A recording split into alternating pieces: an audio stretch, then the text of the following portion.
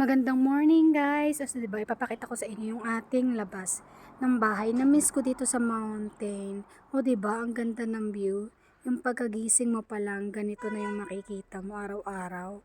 Nakaka-relax. Sobrang nakaka-relax kapag ganito yung makikita mo sa labas ng bintana nyo.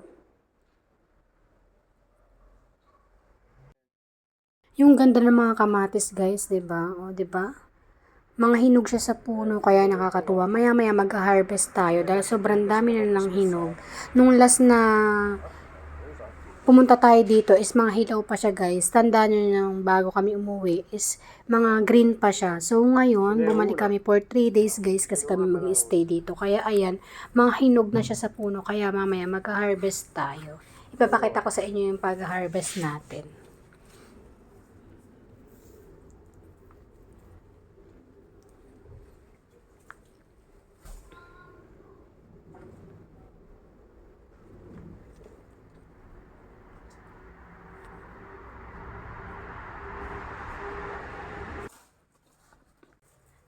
Hi guys! Mag-harvest tayo ng tomatoes natin. Tandaan nyo yung mga pinapakita ko sa inyong mga videos natin ng tomatoes natin. Eto na, mag-harvest tayo kasi 3 days lang kami dito sa mountains kasi may kailangan lang kaming ayusin dito.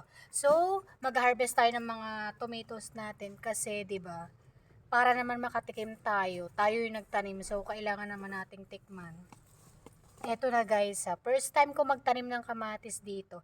At so, maganda siya. Sobrang ganda ng ang daming bunga, 'di ba? Nakita nyo na 'yun sa mga vlog ko. Ngayon mag-harvest tayo. O 'di ba, eto, kagaya nito. Kukuhanin ko na siya guys kasi dadalhin ko siya sa city house natin kasi mahihinog din naman siya.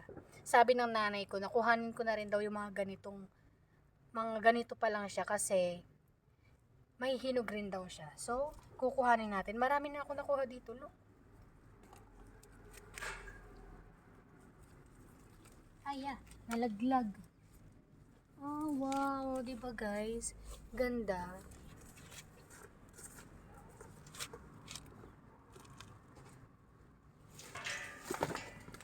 Sa isang puno pa lang guys, sobrang dami na. Isang puno pa lang ang nakukuha natin. Bello, posso prendere la bici? So guys, eto na. O di ba, marami tayong nakuha. Nakuha ang kapatid sa kakutuwa, di ba? Tapos eto sobrang dami guys. So paano ba natin 'to uubusin? Kasi sobrang dami, di ba? So magse-search ako ng mga kailangan natin gawin. So baka magawa ako ng mga tomato sauce or whatever kasi sobrang dami naman kasi nila. 'Di ba?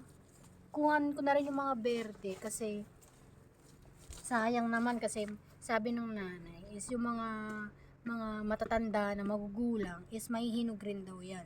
So kuhanin na natin siya guys. O 'di ba ang ganda niya?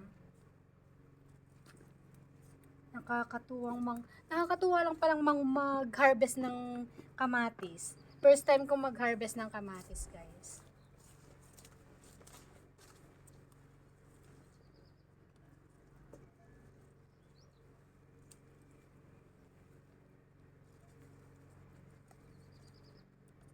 Wow, ang dami. Ang dami ko nang nakuha. Paano ba 'to?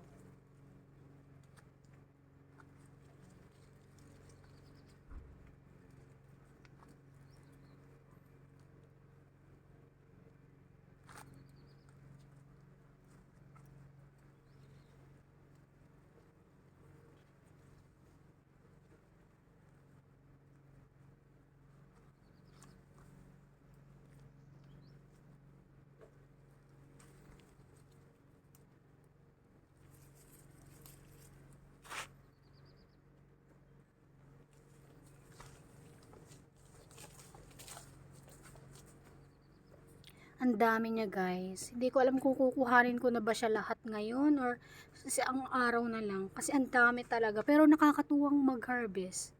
Ano ba yan? O ba? Diba? Dahil sa isang puno niya guys. Sa isang puno lang niya.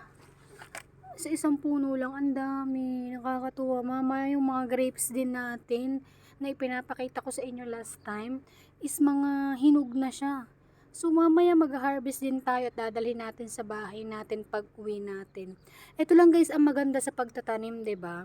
Kapag ka may space ka rin lang, mas magandang magtanim ka talaga. Kasi ako first time ko guys talagang magtanim at natutuwa ako. Nakakatanggal ng stress din siya kasi lalo na kapag ka may mga pinagdadaanan ka, ganun, malilibang ka ng sobra.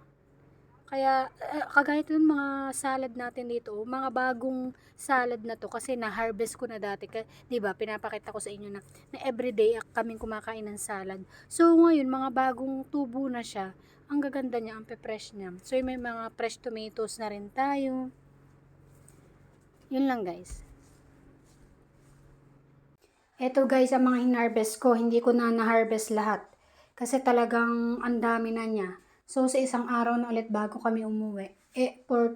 For today, ito na muna ang ating kukunin dahil talagang puno na rin ang ating lalagyan. O, diba?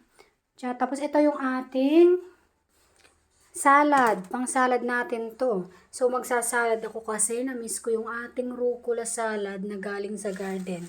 O, diba? Ang gaganda niya guys, 'di ba? Ang pe-fresh niya. Nakakatuwa, iba talaga kapag ka may tanim ka. Tapos, dito meron ako ditong sausage.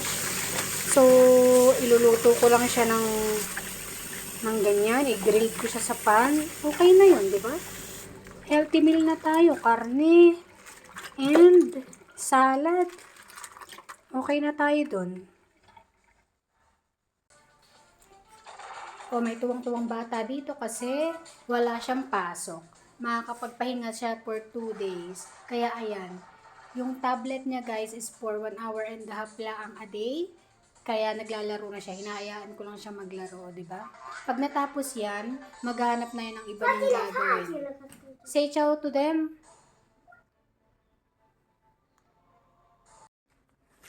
Eto guys, kukuha tayo dito ng fresh salad natin. Fresh rucola. Kasi last time, nung iniwan ko to is wala na halos kasi na-harvest ko na siya. Diba araw-araw akong kumakain ng rucola. Ito guys, fresh salad. Kukuha din tayo guys ng fresh tomatoes natin na isasama natin sa salad natin. O diba? Here, meron na tayong 2 fresh tomatoes para sa ating salad. O diba? Okay na yun for today.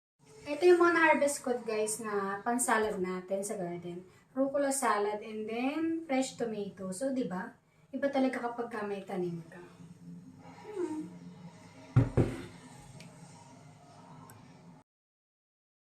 At eto guys yung lunch namin, di ba? Since sa gluten na pasta siya, ibig sabihin gluten free. Tapos yung ragu is meat lang siya, wala siyang ibang nakalagay. Kaya super simple at sobrang sarap niya. Paborito siya ni Noah. Hindi mawawala ang pasta sa amin dahil gusto niya yan talaga.